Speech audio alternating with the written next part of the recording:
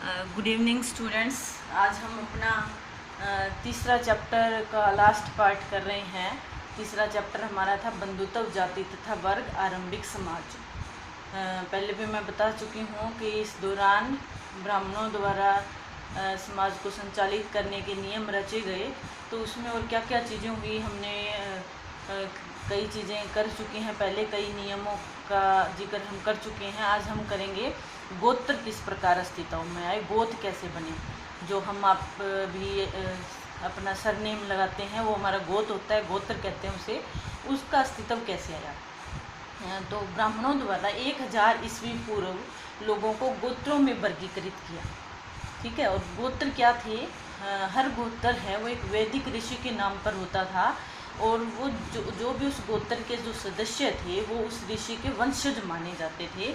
तो इस तरीके से गोत्र का अस्तित्व आया, ठीक है। और उसके नियम बनाए गए ब्राह्मणों द्वारा। उनके नियम क्या बनाए गए, गोत्र के नियम क्या थे कि जो औरत है वो शादी के बाद अपने पिता के गोत्र को छोड़कर अपने पति के गोत्र को अपनाएगी।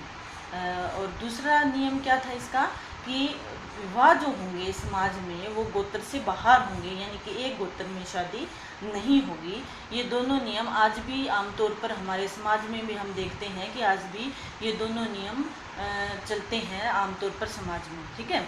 तो ये था गोत्र। दूसरा अगला जो टॉपिक है हमारा है विवाह। विवाह जो संस्था है उसका अस्तित्व कैसे हुआ और उसका उद्देश्य क्या था, और विवाह के जो प्रकार हैं वो क्या थे, जो धर्मशास्त्रों में दिए गए, जो मनुस्मृति में दिए गए। तो सबसे पहले हम देख रहे हैं कि विवाह संस्था का जो उद्देश्य था क्या था। विवाह संस्था का पहला उद्देश्य था वंश परंपरा को आगे बढ़ाना, वंश परंपरा को चलाना, यानी कि जो विवाह के बाद जो पति पत्नी होंगे और उनकी जो संतान होगी वो आगे से आगे उस वंश परंपरा को चलाया जाएगा उसमें। और उसमें भी पितृवंशिकता ज़्यादा महत्वपूर्ण रही। पितृवंशिकता का मतलब है कि पिता के बाद उसका जो पुत्र है वो घर का जो मुखिया बनेगा और वो वंश परंपरा को आगे बढ़ाएगा। हम महाभारत में भी देखते हैं कि इस जो पितृवंशिकता है उसको महत्व दिया गया एक तरीके से, ठीक है। तो दूसरा उद्देश्य इसका विवाह संस्था का क्या है, रक्त की शुद्धता को बनाए रखना, यानी कि जो संतान है वो पिता की ही होगी, इसको सुनिश्चित करना समाज में। रक्त की शुद्धता को बनाए रखना, एक जो वंश है उसकी रक्त की शुद्धता को बनाए रखना भी विवाह का एक उद्देश्य था, ठीक है। फिर दो तरीके के विवाह प्रथाएं प्रचलित थी। पहला था अंतर्विवाह, दूसरा बहिर्विवाह। अंतर्विवाह मतलब अंतर मतलब भीतर, किसी चीज़ के भीतर, गोत्र के भीतर विवाह करना, यानी कि एक जो पद्धति है अंतर्विवाह वो क्या कहती है कि गोत्र के भीतर विवाह हो। दूसरा है बहिर्विवाह, क्या होता है, गोत्र के बाहर विवाह हो, यानी कि शादी है वो एक गोत्र में ना हो। जैसे आज भी हमारे यहाँ पे प्रचलित है समाज में, हमारे समाज में भी प्रचलित है कि ये गोत्र के अंदर विवाह नहीं होता, गोत्र के बाहर विवाह होता है। और आप ये भी देख रहे थे कि जो गोत्र के नियम थे उसमें भी ये जो दूसरा नियम यही था कि गोत्र का नियम क्या था कि गोत्र से बाहर विवाह होने चाहिए। तो अंतर्विवाह होता है गोत्र के भीतर विवाह, बहिर्विवाह होता है गोत्र के बाहर विवाह। हालांकि ये प्रथा ज़्यादा प्रचलित थी, लेकिन कहीं कहीं हमें अपवाद भी दिखाई देते हैं जहाँ अंतर्विवाह भी हुए थे। जैसे सातवाहन वंश जो अपने पश्चिमी भारत के एक वंश था, सातवाहन वंश, उसमें इस जो रूल का अपवाद दिखाई देता है जहाँ गोत्र के भीतर भी विवाह होते हुए दिखाई देते हैं, ठीक है। अब है विवाह के जो प्रकार हैं वो कितने हैं। मनुस्मृति में विवाह के 8 प्रकारों का वर्णन किया गया है, ठीक है। और उनमें से 4 हैं वो उनको उत्तम माना गया है, और 4 जो प्रकार हैं उनको समाज में सम्मानित नहीं माना गया है। तो जो हम उत्तम किस्म के विवाह मनुस्मृति में जिनका वर्णन किया गया है उनका जिक्र करेंगे, जो हमारे सिलेबस का पार्ट भी है। पहला टाइप का जो विवाह था प्रकार है वो क्या है कि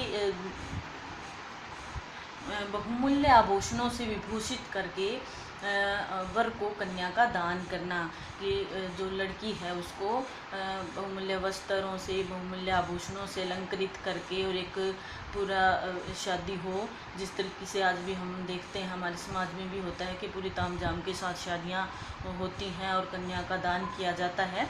तो वो पहले टाइप का विवाह। दूसरा भी उसी तरह का है कि वर को विशेष सम्मान देकर और मतलब पिता के द्वारा वर और वधू को ये संबोधित करते हुए कि वो एक सही जीवन अपना जिएंगे, इस रूप में ये करते हुए कन्या का दान करना, ये दूसरी इस तरह का प्रकार का विवाह था। तीसरा हमारा है वर पक्ष द्वारा कन्या पक्ष को धन देकर कन्या की प्राप्ति करना, यानी कि वर पक्ष है वो कन्या पक्ष को कुछ धन देगा। इस तरह का हमारे समाज में, इस समाज में तो नहीं दिखता, कम दिखता है, लेकिन कुछ समाजों में इस तरह के भी रिवाज हैं कि जहाँ वर पक्ष है वो कन्या पक्ष को धन देते हैं और उसके बाद कन्या की प्राप्ति होती है, शादी होती है। यानी कि लास्ट विवाह है स्त्री पुरुष द्वारा अपनी इच्छा से विवाह करना, अपनी मर्जी से विवाह करना, उसको भी उत्तम श्रेणी में मनुस्मृति में दर्जा दिया गया है, जहाँ अपनी इच्छा से शादी की जाए।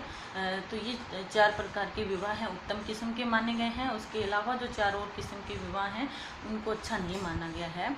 ठीक है, तो अगला हमारा जो टॉपिक है वो है कि पितृवंशिकता क्या है और मातृवंशिकता क्या है। जैसे नाम से ही पता चलता है, पितृवंशिकता का मतलब है पिता के नाम पर वंश का आगे बढ़ना, वंश परंपरा है वो पिता के नाम से आगे बढ़े, वो पितृवंशिकता होती है, जिसमें पिता, उसके बाद पुत्र, उसके बाद उसका जो पोता है वो आगे आगे वंश का नाम बढ़ाते हैं, वंश उनके नाम पे चलता है, वो परिवार के मुखिया रहते हैं। मातृवंशिकता वो है जिसमें वंश किसके नाम पर चलता है, माता के नाम पर चलता है। हम देखते हैं कि जो पितृवंशिकता के उदाहरण हमें ज़्यादा आज भी समाज में दिखाई देते हैं। उस समय भी हम महाभारत का खास जिक्र करते हैं जहाँ पितृवंशिकता को ज़्यादा महत्व दिया गया। तो ये था आज का हमारा लेक्चर, जिसमें हमने मुख्य तौर पे क्या क्या चीज़ें की हैं। गोत्र क्या है, गोत्र के नियम किए हैं, विवाह के जो है उद्देश्य हैं, उनके प्रकार किस तरीके से हैं, जो धर्मशास्त्रों में या मनुस्मृति में जिनका वर्णन मिलता है। फिर हम लास्ट में अब कर रहे थे कि पितृवंशिकता क्या है और मातृवंशिकता क्या है। ठीक है, तो ये आज हमारा लास्ट टॉपिक था और मुझे उम्मीद है कि आपको पूरा चैप्टर है वो समझ आ गया होगा और आप इसको एग्जामिनेशन पॉइंट ऑफ व्यू के हिसाब से भी और वैसे लर्न करेंगे इसको अच्छे से। ठीक है, थैंक यू।